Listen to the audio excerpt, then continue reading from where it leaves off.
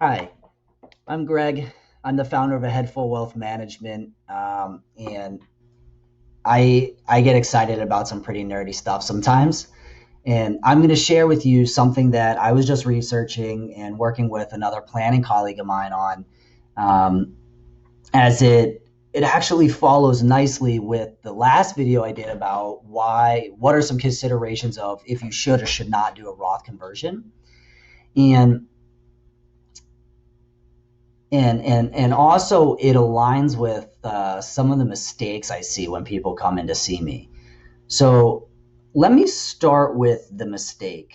Um, Sometimes people will come and they say, "Hey, I want to make sure that I'm on the right track for my financial plan, but and I've been saving and I've been using this company to track my expenditures, and I've been doing backdoor Roth conversions." And it's interesting because I'm like, oh, cool, tell me about that.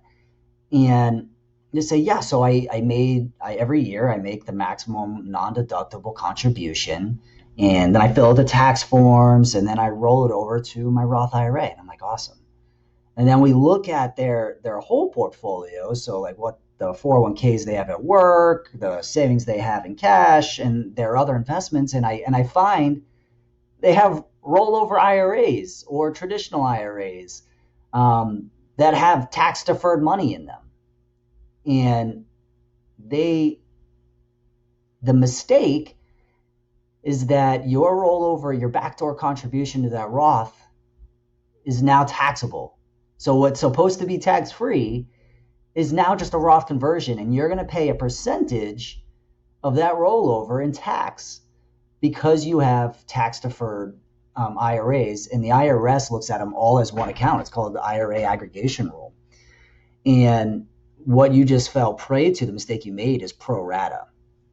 And pro rata literally meaning that the rollover or the conversion from after tax to Roth is going to be tax prorated based on the percentage of IRAs that is tax deferred. So if you have a $100,000 rollover IRA and you have a $100,000 after tax IRA that you want to convert to a Roth, that 100,000 conversion is not going to be tax free. 50% of it is going to get taxed because you have a rollover IRA. All right, so that's very nuanced, and I'm sorry.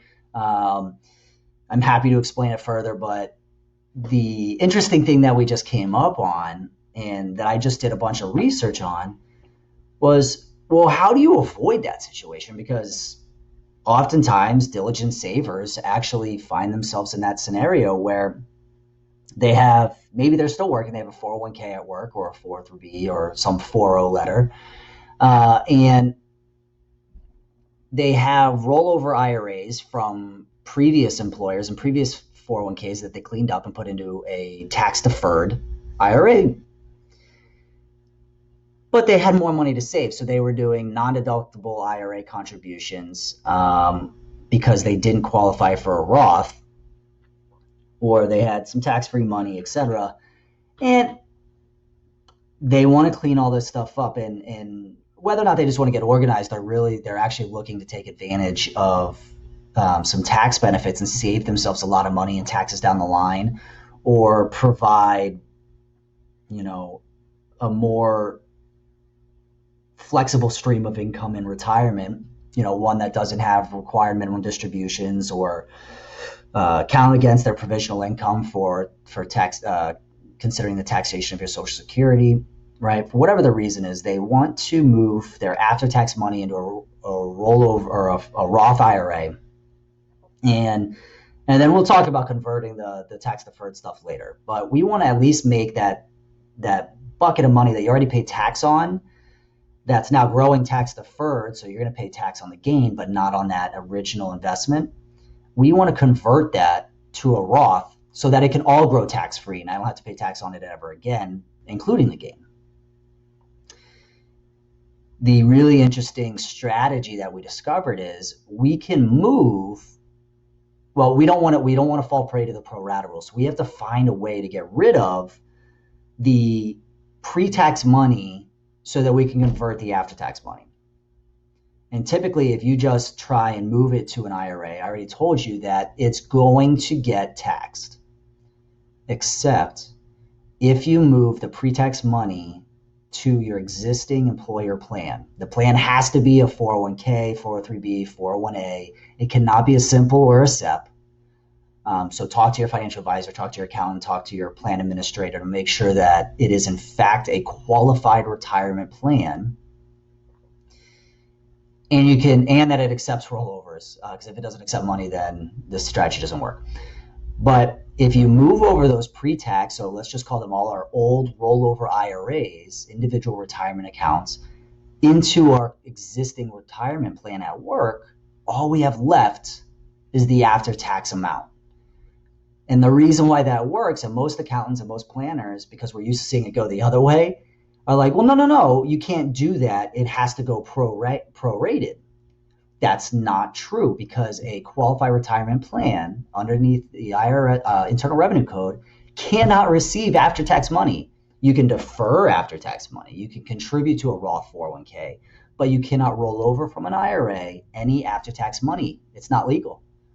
So all of the money you roll over, and you have to certify it, is pre-tax, is your rollover IRA, and what's left is that after-tax money that you can then convert to a Roth without paying a big tax bill. So this whole transaction should be tax-free.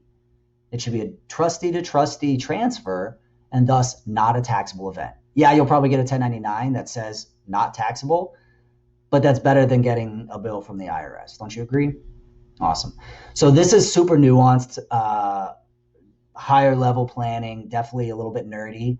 So if you want to talk about it, let me know. Just contact me, or feel free to read the blog. I just posted a blog that is 5 different Roth moves with a couple warning scenarios and then an example or description of this very opportunity that I just described.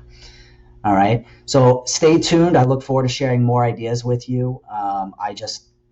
I got super excited about this one idea because it's something that we see often enough, but it's definitely more detailed. So I had fun researching it, and I hope that I didn't absolutely butcher my explanation of it. So take care. Thank you.